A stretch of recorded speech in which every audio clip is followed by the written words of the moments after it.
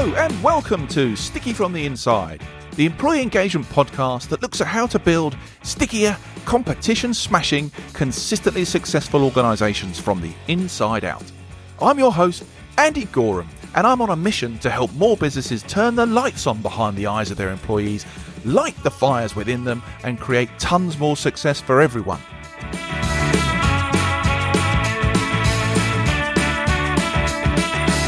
This podcast is for all those who believe that's something worth going after and would like a little help and guidance in achieving that. Each episode, we dive into the topics that can help create what I call stickier businesses. The sort of businesses where people thrive and love to work, and where more customers stay with you and recommend you to others because they love what you do and why you do it. So, if you want to take the tricky out of being sticky, listen on. Okay then. Now look, is it just me? Or do you think HR is at a bit of a crossroads right now? It's a function that's supposed to champion people, but still in many organisations it has struggled to shake off a reputation of being more about processes than people. Trust in HR has been eroded in some workplaces, not just because of external pressures, but sometimes due to HR's own missteps. Whether that's an over-reliance on rigid systems or a failure to adapt to the ever-changing employee needs. And while HR leaders know the importance of supporting employees and fostering engagement, many are grappling with a sort of paradox. The growing need to be more human, empathetic, and people-focused, whilst simultaneously embracing the rapid rise of artificial intelligence and automation. Today's employees have higher expectations of their workplaces. I think we know that by now. They want to know that their HR leaders and leaders in general truly see them as individuals, not just numbers on a resource sheet. At the same time, HR professionals are being asked to do more with less, streamline processes, and leverage technology like AI to improve efficiency. And balancing these sometimes competing priorities can, I'm sure, feel a tough ask. And that's where today's guest, Sarah Katherine Schmidt, comes in. Sarah is an HR strategist and the author of Getting HR Unstuck. She's been helping organisations rethink what HR can and should be in this new era of work. Today, we'll touch on three key themes: building trust in HR, doing performance management right, which I'm really looking forward to, and looking at the impact AI has on both those things. Now, I think Sarah's insights may challenge us to think differently about HR and its role in creating thriving workplaces. And as always, Sarah's going to leave you with some practical takeaways, some fresh ideas, and probably some thought-provoking questions to inspire you to take action in your own workplace. So whether you are an HR professional or a leader or just someone passionate about building better work environments, I think this episode is going to be packed with real value for you. So grab a coffee, settle in, and get ready for what I'm sure will be an enlightening and hopefully transformative conversation with Sarah. Sarah, welcome to the show. Thank you so much, Andy. Appreciate you having me. I have my coffee, so I am ready to go and excited to be here. Brilliant. I haven't even taken my own advice. There's no coffee here. There's just a massive bucket of water.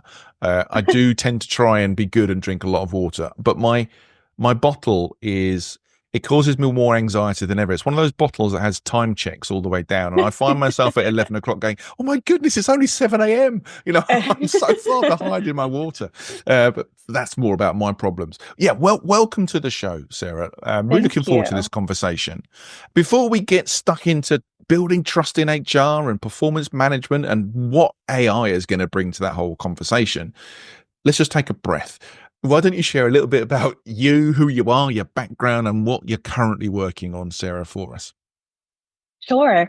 So I have the same sort of meter on my coffee in terms of the measurement and how much I've had and how much that puts me in a place to formulate sentences and thought-provoking things. So luckily, I am on the road to full coffee caffeination. So I have been in HR and people operations roles for the last 15 plus years. And I started in recruitment and then ultimately went on to lead teams for high performing, growing organizations that were scaling in the technology space. So I have taken all of that experience and moved to People Logic, and I've been with People Logic for a little over a year now. And what I love most is that we have an AI enhanced performance management platform. And so day to day, I get to help our customers move from things like spreadsheets to managing their performance management processes in a tool that really enables them to implement agile performance management, accelerate change within their organization in a really thoughtful way, and just be that coach and the guide for them. Because oftentimes in HR, we don't have that person. We think we can do it all ourselves, and we honestly can't. We need somebody as a trusted partner. And so I am filling that role, and I love it so much, in addition to talking to wonderful folks like you. Yep. So those things brighten my day, get me up in the morning, and I'm excited for the work ahead always. Well, that's lovely to hear. I mean, the world of AI, which we will dive into later, I mean, it's just evolving so quickly, right? I mean, you must have already in the area that you work with, particularly, huge change already. Dramatic change. I mean, if we think about the changes that have occurred within the workforce since 2020, there are so many that we've come across and that we've encountered and we've had to move through. And so AI is just another one of those, but it's one of the biggest that we're facing right now, and how we as HR leaders really elevate ourselves, embrace the technology and automation and more modern tools, but then still have that human aspect to the work that we do. So it's exciting. It's a little, frightening as well, or it's putting us in a place where we're having to change as well, while the world is changing. Yeah, and I mentioned that my perspective on HR, and it's easy for me to say, I've never worked in HR. I've worked closely with HR, and clearly in my work now, I work very closely with HR. But it does feel like maybe for a few years now, HR has been a bit of a crossroads. And I'm interested to get your thoughts on that too. And maybe in the context of this other thing that I mentioned in trust. Because in this podcast, my goodness me, we talk about trust. It seems like every episode, when it comes to leadership and culture change and creating thriving environments, the one staple in all of that seems to be trust. So when we think about trust, particularly in this context of maybe HR in a period of change or at a crossroads and doing things differently, what's your view on building trust in HR? What are some of the problems? What are some of the things you're seeing people do to kind of overcome that? Let's just have a right old conversation about trust in HR for now. Sure, absolutely. I always think about trust in HR around trust equity, and we have to build trust equity with every person in the organization, from leadership all the way down to that individual contributor. And that trust equity can be depleted by so many things. And then we have to build it back up. And so there's this constant emphasis on meeting humans where they are, because they are ultimately who we are there for at the end of the day. And it's so important today because we've had so many places where we've depleted trust equity over the last few years. And we need to get back to a place where individuals trust us, trust the processes and the programs that we're putting in place, and trust the technology that we are leveraging on a day-to-day basis to make sure that their lives are enhanced and that we're doing right by them while also doing our core jobs.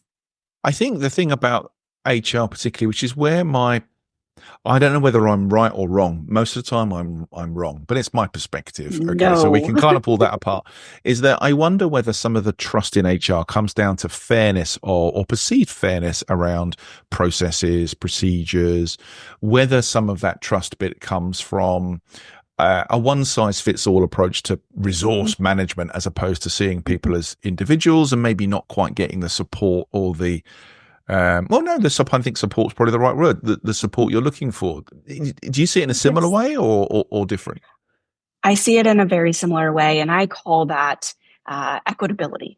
And I think the level of trust that individuals have within HR processes and programs is highly dependent on the equitability of how those are implemented and how they are ultimately carried out. Mm. And when I think about trust being perceived as lacking in HR functions today, I have several examples to share. Right. I myself am someone who has depleted trust. And so I know what that looks like. And I know the pain that that can cause within organizations, especially when they are in the midst of change.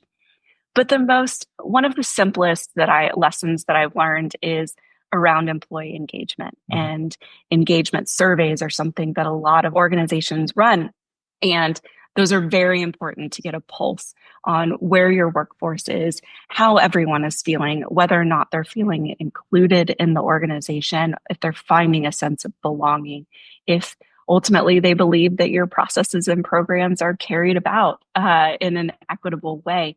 And what I find is that in employee engagement surveys, HR takes those incredibly personally. And it's not to say that they shouldn't. However, when we look at an employee engagement survey that's anonymous, and then we go in and we try to figure out who has said what, and this person in this group clearly has this response, and we need to actually, target that person versus embracing that perspective. That's where trust gets depleted, and we do it to ourselves, honestly. The other place where I think trust is lacking is in affecting change and implementing change within an organization. When we're not communicating effectively, when we're not getting change champions, ultimately that's where change fails because we're not being thoughtful about it. We're not being human focused or people centered about those changes. And so that depletes trust equity as well. I don't think HR, are entirely alone on wanting to know who'd said what on the back of a survey. Of course not. I think We're all very curious. I mean, honestly, the work that I've done in that area, the number of times you have to kind of start any piece of work with the conversation around, listen, we're going to get verbatim comments, we're going to get all this stuff. It's not about pinpointing who said what. You're trying to get a pulse, you're trying to get an understanding, you're trying to get a flavor of what's going on to allow you to go and have deeper conversations and connect with the organization's people to find out what's behind some of these things.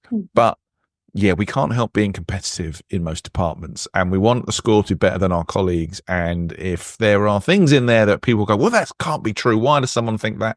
Immediately, human nature is to go to who said that? Or try and work out who said what from the tone or the language that's used in some verbatim comments. Our brains go to the negative automatically. Yeah. That's how we are wired. And when I think about what organizations can do about that in that specific example is take the data that you have, figure out where you have some pain points that you need to explore, some pockets where there's disengagement or some pockets where there's high engagement, and understand what is underlying in the employee experience in those. And so I talk a lot with our customers about stay interviews and interviews that ultimately prevent attrition, that allow you to get ahead of individuals leaving and give you even deeper qualitative insights to pair with your quantitative insights, because not everyone's going to leave a comment. Not everyone is going to see this as a trustworthy mechanism within a survey. So go and have some of those deeper conversations, as you mentioned, through some stay interviews, and be curious versus being in that place of combative or feeling like there's resistance. I'm really interested in the stay interviews because I have a view that those sort of conversations that you're talking about, I mean, lots of organizations sort of ring fence them, and different people either run them or there's a survey or whatever it might be. And then data's collected and we get a broad view of how people are feeling, if how connected they are, how likely they are to stay, whether they're likely to be looking. Although I don't know anybody who's ever said, yes, I'm looking right now. I mean, it's They're unlikely. not going to tell you. It's unlikely. That's when you have that level of trust. That's amazing. That's huge. Truly. That's huge. And I've been lucky enough to have that in some of my teams before. And I can't tell you what a great place it put me in. It gave me one, an opportunity to kind of turn them around, or secondly, plan early for a replacement, which has just been great. But we can ring fence those conversations and have as a separate stream of our communication strategy or an HR strategy. All these conversations can be going on in an ongoing basis in regular one-to-ones with your manager, with your leader, which is, I think, where I sort of idealistically sit. But then there's a danger that you lose, I guess, useful tracking data and all that sort of stuff. Where do you sit on all of this, Sarah? You have a preference? Do you have a belief which sort of side we should be sitting on here? I have a belief that we should trust our managers, and we should equip them with the knowledge, skills, and abilities to have those conversations and bring those honest inputs back to us. And that's where, again, we've depleted trust because we treat our managers like they don't know what they're doing. So true. You can get mad about, managers not knowing what they're doing, but you have to look at yourself and your department and say, well, have we equipped them with the skills to do this? And if you haven't, you can't get frustrated at them. They're going off of their own gut instinct and what they know to be true about how they would have these conversations. So you've got to equip them. And that in and of itself builds trust equity as well. And so we have to build that trust in our managers and do that by equipping them with the knowledge, skills, and abilities, again, to go out and have those conversations, because people are going to say one thing to HR. They're going to say one thing to their managers. Maybe they have an even closer relationship with their manager. Hopefully that's true. And then you get even deeper insights into how people are feeling. And that can inform, as you said, your communication strategy and how you ultimately implement new processes and programs. Absolutely. I think it's always been true, but maybe it takes on more. There's a greater need for it, perhaps today, in that being able to have a decent one-to-one with someone, have a conversation that actually asks questions and is curious for a reason, not just ticking a list of questions, to be able to have an effective confrontation, to be able to challenge effectively, to be able to use coaching questions, all with a means to an end of understanding what somebody needs from you to be more effective. That sounds like a decent amount of time and focus should be given to that sort of stuff. It sounds like the most valuable part of your week, honestly. We can look at one-on-ones as routine or as ritual, and routine is, a check the box. I have to have my coffee every day. That's a routine. But a ritual for me is having tea in the afternoon, where I think about my day and I absorb something new, where I find inspiration. And we can find inspiration and connection through our people, through rituals such as one-on-ones, versus routines that we feel like we have to do. And it's a chore.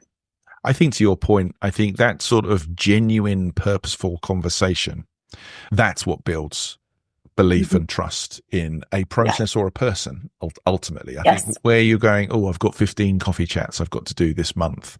I'll get them done. You've missed the purpose of that conversation. And so it kind of loses its luster, doesn't it? Yeah, 100%. It does. I did mention that HR, or I thought maybe that HR have made some missteps in the recent past that may have eroded trust. Do you see that too? Are there any sort of missteps that you would allude to, or am I barking up the wrong tree? You're not barking up the wrong tree. I think, Performance management is probably one of the largest missteps that companies have made over the course of the last few years. And when we think about performance management, it started back in the 1920s when the military wanted to understand who their high performers were and who was not necessarily meeting expectations. And that's the system that a lot of organizations still use today. Military or not, they still want to know who is performing and who is not. And they look at it in a very black and white way versus seeing this as a constant fluid thread of performance management done right is ongoing, it's consistent, it's simple, it's effective managers, and it's thinking about the employee experience as this ongoing journey with an organization where you're managing performance, but you're also really promoting growth. And I think that's where the misstep is saying that we're managing performance, but not managing performance to manage growth. You're managing performance to manage people out potentially. Yeah, I mean, it seems that the definition of performance management has been distorted over the years. I want another word for this. I want another word for performance management. I think it's performance enablement. I truly think it's about enabling people to be their best selves and do their best work. What is their highest calling within the organization, and how do you craft the conditions for them to meet and exceed those? I love that. I love that because immediately it changes your mindset to what that conversation, what that support is actually there to do. Performance management is always about minimizing risk, I think, right? And we have to do that. But unfortunately, we have to do that. But there's so much more that performance management and performance enablement can do. And when you invest in your people, you're also minimizing risk that they're going to leave, that you're going to spend thousands of dollars in replacing them. You're managing financial risk when you're actually growing your people as well. I think the whole performance management misunderstanding also ends up, from my perspective, I believe anyway, hiding the job of day-to-day leadership and management, because all you hear is, I've got to performance manage someone out now. It's like all of a sudden, because performances or something's happened that's got so bad, I've now got to do something about it, where the whole point of management and leadership is effectively supporting somebody to deliver what the organization needs to the best of their ability. Hey, even beyond what they think they're capable of, right? Absolutely. Managers are not just there to manage day-to-day tasks. They're there to coach and to guide, and as you mentioned, support. And that's not something that a lot of managers inherently know how to do. They don't inherently know how to exhibit empathy and have connecting conversations and give constructive and affirmative feedback on a regular basis. And when you're doing that when you're building that muscle and giving feedback, it's ultimately going to pay dividends in the long term. When you're doing it in a simple way, in a way that's consistent, then you don't necessarily need this big annual review process where you're managing people in and you're managing people out and you're investing in a select few. When you are equitably having these conversations about performance throughout the year, it's not a point in time where people understand whether they're meeting or exceeding expectations or whether they're an inconsistent performer. They know they can make corrections. You're guiding them and coaching them. And again, that's building trust. But management is not always wired that way. And so it is a growth mindset where you have to lean on being curious and being in a growth mindset versus a fixed mindset and in a place of fear. Yeah, I think that's so interesting. When you say those sorts of things, and maybe we'll dig into some kind of, I don't know whether there's a template approach to it or not, but it ranges from those positive and negative conversations about things that have happened in the moment. And I say positive and negative because, to your point earlier, we're drawn to the bad stuff, right? Well, if something goes wrong, we might, if we're brave enough, have a conversation about it. But if someone has, I don't know, going through a process, and actually within that process, something great has happened or some improvement has been made, it's about recognizing those things in the moment as well, all the way through to then more structured conversations around maybe one-to-ones, or even, you know, annual reviews, which I guess, still happen.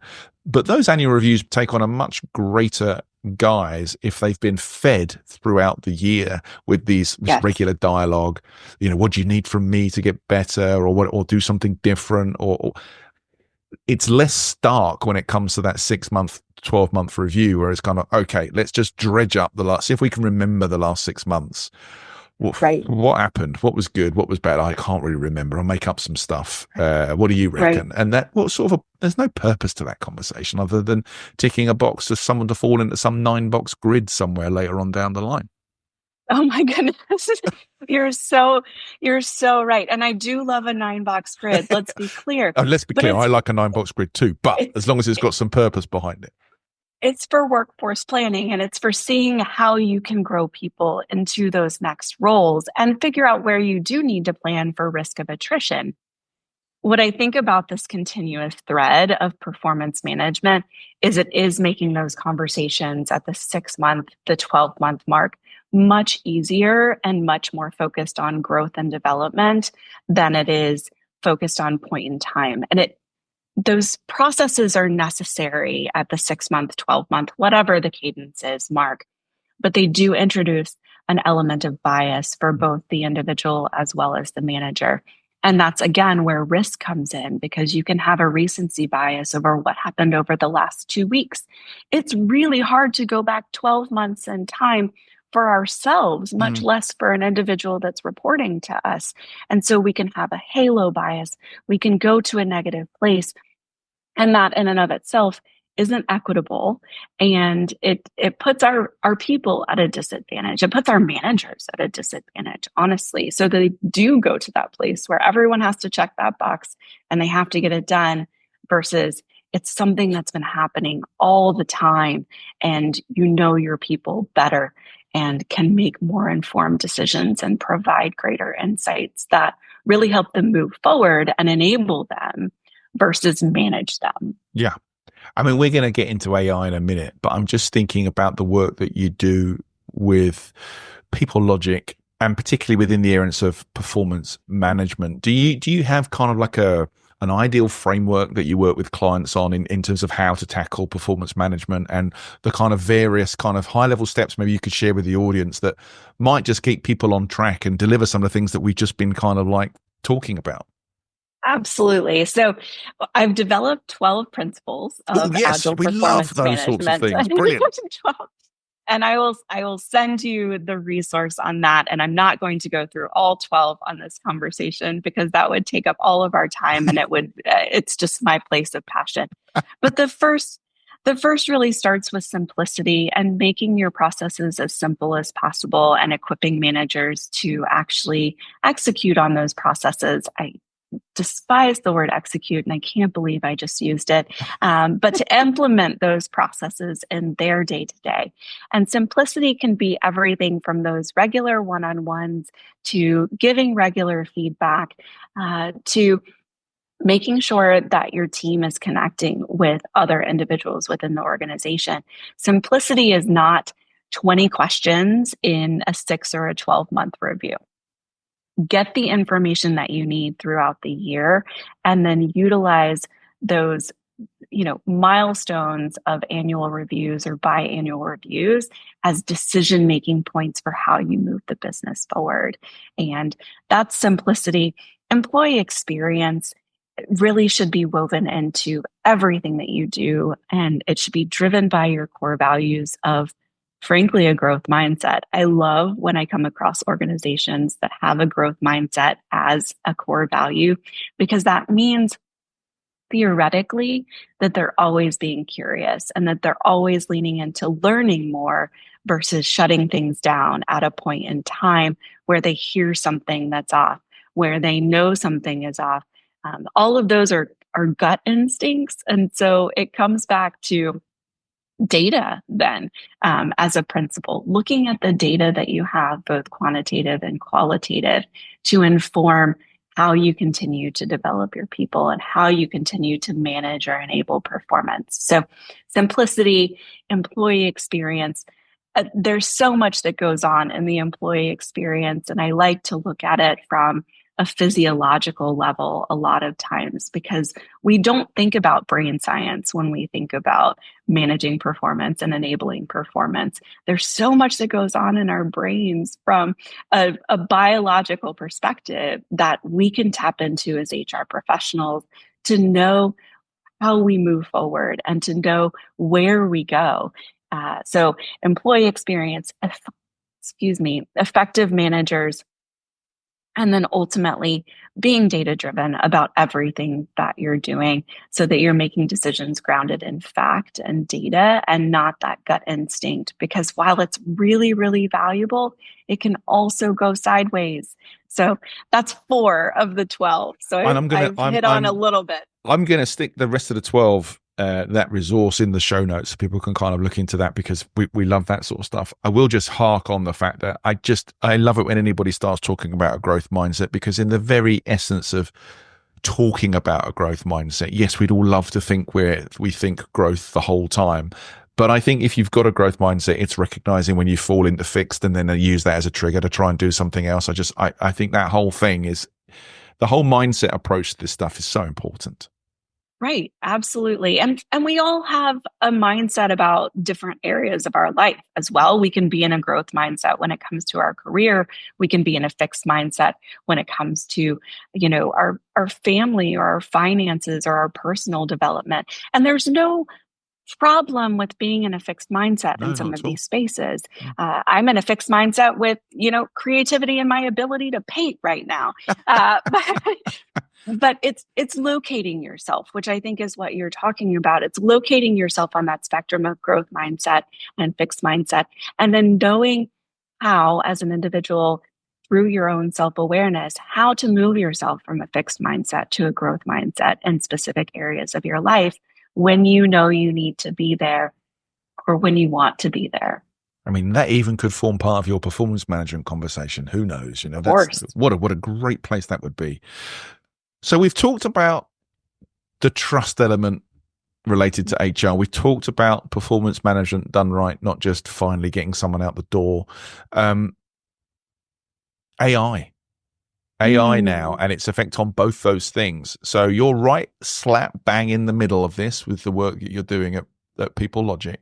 So how is AI reshaping the work of HR? I mean, if that's not a lofty question for the end of the podcast, I don't know what. That's a big question.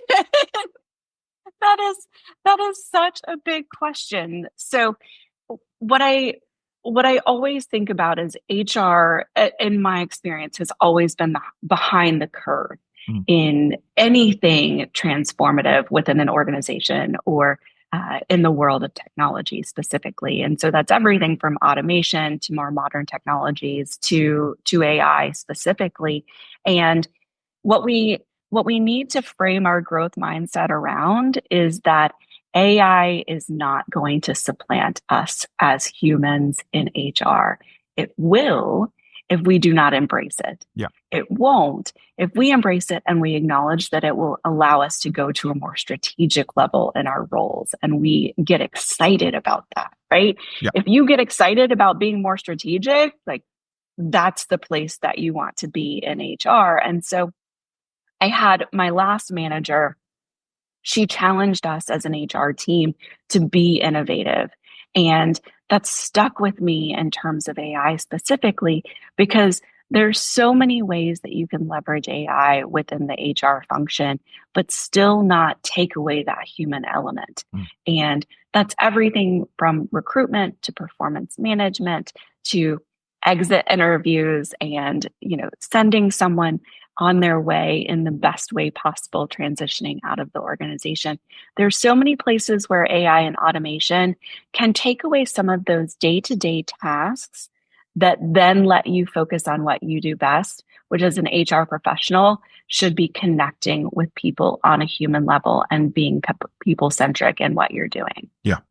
And I guess I would maybe define that as taking a bit of a grunt out of the job. Ultimately, if we really embrace what AI can bring to a situation, if I even relate my own work to it, putting me in the right area far more quickly, assimilating data, finding me some patterns, giving me different perspectives, just making me more informed more quickly is how I envisage maybe how AI particularly is helping. But there must be loads more things within HR specifically.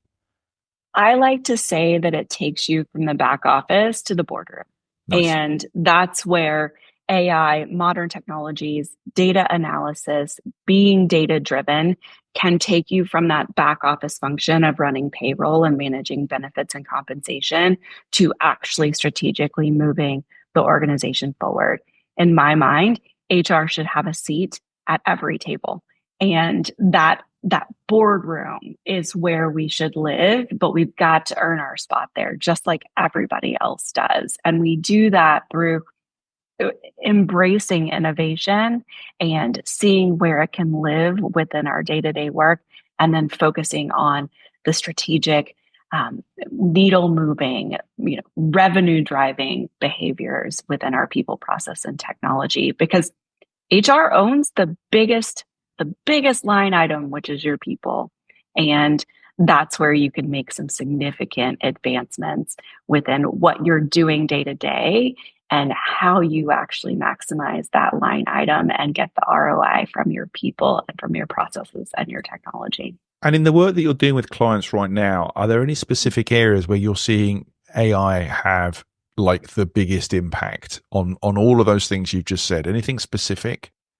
Absolutely. So I like to say that there are Easter eggs within our platform. Nice. And so they're AI Easter eggs for anyone who's a Taylor Swift fan. She has lots of Easter eggs, but you're learning more about me. So there are Easter eggs within our platform where you can create OKRs from AI templates. You can type in very simple prompts about how to give feedback to one individual or another on their performance. You can get these sort of like checks and balances almost from AI, where it doesn't take away your ownership and agency of the input, but it does give you a place to start. And that's what we're seeing from our customers really embracing, is just getting started with some of those AI components, because they can improve how they set objectives and key results. They can improve, the overall summaries of their performance reviews. They can improve the overall insights that they get from surveys, and they can ultimately build individual development plans that are grounded in data and fact, and not from, some ether out in the world. And our customers are really loving that, in addition to just moving their processes from spreadsheets to what I like to say is superpowers. And it doesn't even have to be where they leverage some of those AI components initially. If we are getting them more concise in how they are delivering their performance management processes and making them more agile, that's, at the end of the day, that's what drives me, is getting them out of those old patterns and the stuckness and the stickiness, and helping them see that there's a different way that they can do things and still be successful. I think that's great. I think the less time you spend writing a report and the more time you spend having a conversation and taking action, the better we'll be, right? And I think AI, Absolutely. from what I can understand, is really starting to move mountains in that area. I can't believe this already, right? So we've done trust, performance management, impact of AI, and we're now already at sticky notes. Right, we're at sticky notes. I can't believe it. I don't want it to end, Andy. I love sticky notes, but I don't want it to end. I've really enjoyed this conversation so far, Sarah. But we have got to sticky notes, which means that I'm looking for you to kind of leave behind 3 tiny little bits of advice that we could fit on a sticky note. I mean, that shows how much my brain can cope with, right? It's just 3 little sticky notes. But this is where I think simple, practical advice takes its best form. Right. So if we think about the three topics that we've talked about, trying to rebuild trust or build more trust in HR, doing performance management right, as you would say, and maybe using AI effectively. I don't know whether there's a sticky note for each, but how would you summarize three bits of advice around those key topics? I will try to get a sticky note for Oh, each. bless you. Uh, Building trust in HR. I talked a little bit about change management earlier, and I think there's so much value in leveraging a change management framework to plan out any sort of big change in your people, your process, your technology. And that doesn't mean you have to rigidly follow that framework, but think about it as the way that you're going to communicate change effectively, the what's in it for me, creating awareness of the change, equipping people with the knowledge, skills, and abilities on how to change, and then rewarding individuals for successfully making that change.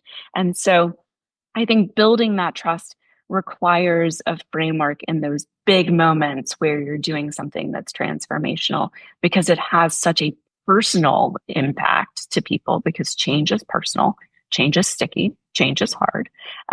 So give yourself a little bit of a guide and some milestones and some places to plan more effectively.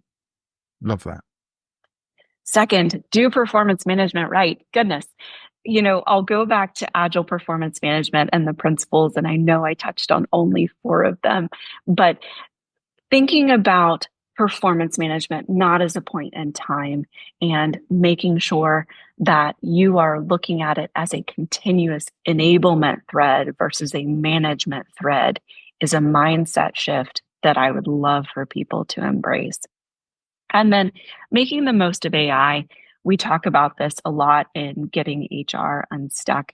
The first and foremost, the tip that I would have, or the sticky note, is conducting a friction audit. And that can sound big and huge, but it's looking at your people and your processes and your technology and figuring out where there's friction for you as an HR team, figuring out where there's friction for your client, which is your people and your workforce, and understanding where you can leverage AI, and starting to experiment and starting to really embrace the components of your job that can be enabled by AI, and getting to that place where you trust AI, and then going and doing the cool stuff.